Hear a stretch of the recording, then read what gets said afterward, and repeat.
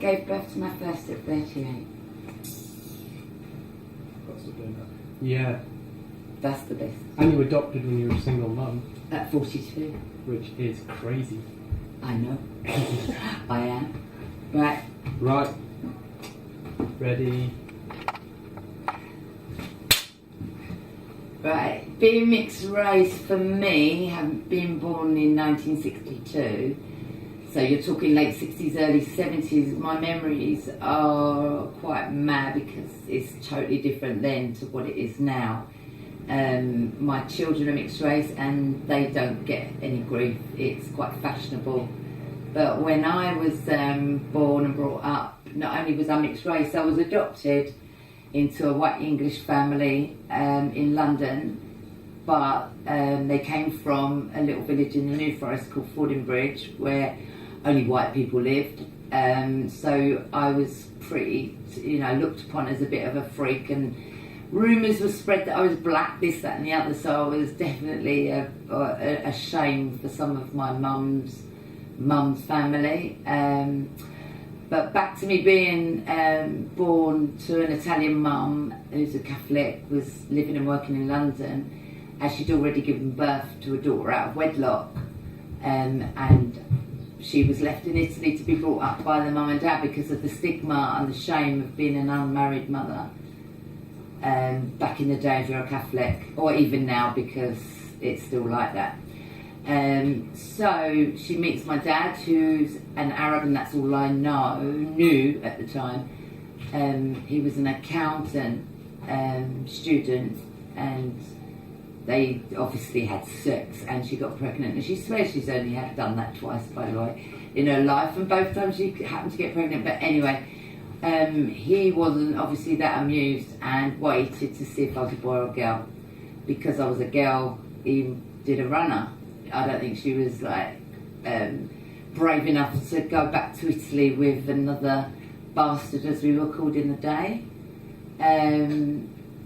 She was not willing to have another child out of wedlock. The big shame of it, they still don't know. I'm 51 this year and no one knows I exist within the actual birth family. I still don't know my father or anything about him really, except that. So I was adopted by an white English mum and dad, like I say, from a country village, but they were living in London, and they already had my brother, a son, who's 6 years older than me, my sister 3 years older than me, and then they adopted me, and then they had another daughter, my younger sister, who's another 3 years younger on.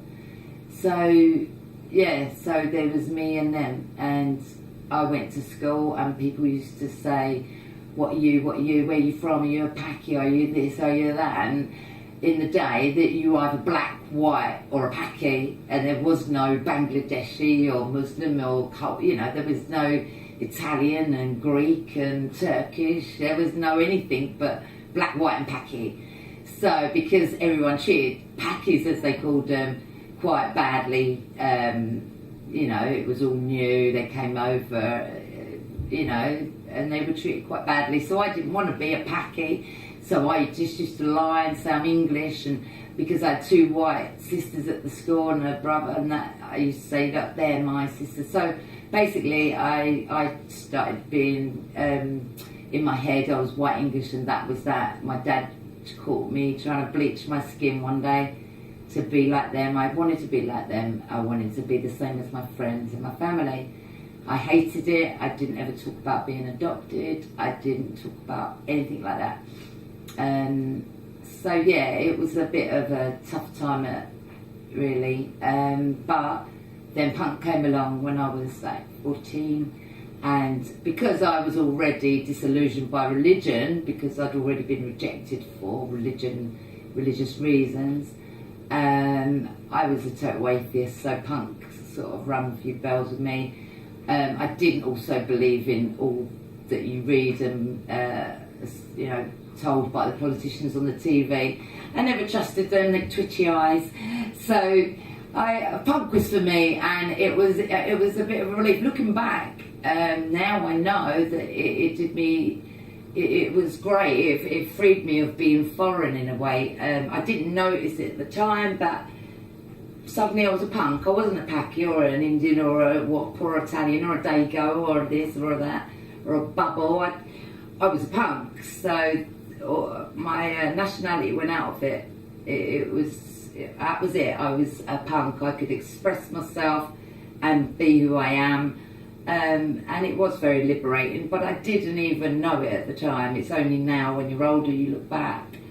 But being a punk, obviously, there was skinheads around as well at the same time, and some of them used to like pick on me because they'd see, and these are guys, not girls, they'd see that I wasn't quite Fularian English, so they would single me out sometimes. I've been punched by a few skinheads just randomly for no reason, but hey ho, what doesn't kill you only makes you stronger.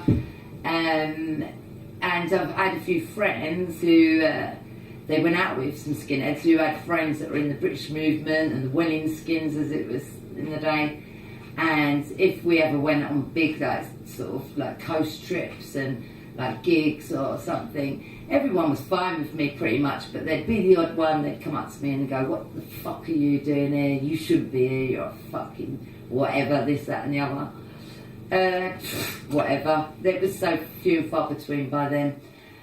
It was alright. And then as you get older, you actually look at who you are and why you are, and I ask questions about my parents, and not that I found anything out, but 2 years ago I got my adoption papers for the first time and saw that my dad was actually Iraqi. So that's the one. So I'm half Iraqi, half Italian, Cockney, brought up by a new era mum and dad who took like carrots and all that. No, they don't. And oh yeah, and in amongst seeing my dad's name written down for the first time and my original name, the spelling, everything, Marion Isabella Pondarelli, it's just really weird at 49 to actually see all these things. And in there was this amazing piece of paper called a bastardy order.